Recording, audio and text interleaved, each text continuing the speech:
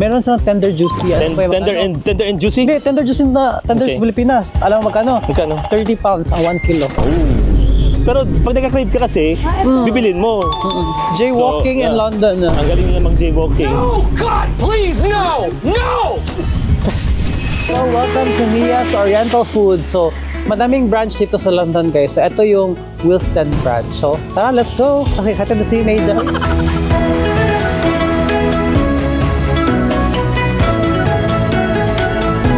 Pero, kung gusto niyo makita yung branch dito sa Wilsden, punta na kayo. Sabihan niyo ako, tour ko kayo dito.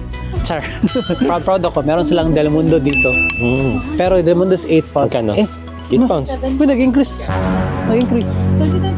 Kasi 7.90 rin ito last time eh. Guys, sa dito guys, it's 8.99. So, it's like 9 pounds. Sa Pilipinas, mga 9 times 80 is 700? Mga ganun. 720? Oo, mga ganun. Meron din silang mga, kung gusto nyo gumawa ng fruit salad, meron silang mga kaong, sago.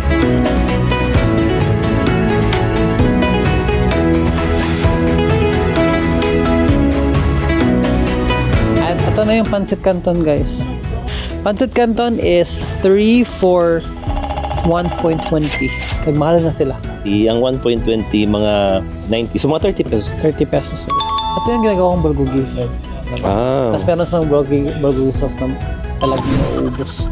Itong klaseng rice ang binibili namin dito. Thai rice, minsan yung jasmine rice. So, pero mostly ito talaga ang binibili kong rice dito. Kasi para siyang jasmine rice. Bro, Tapos, ito yung naman, Baguio City.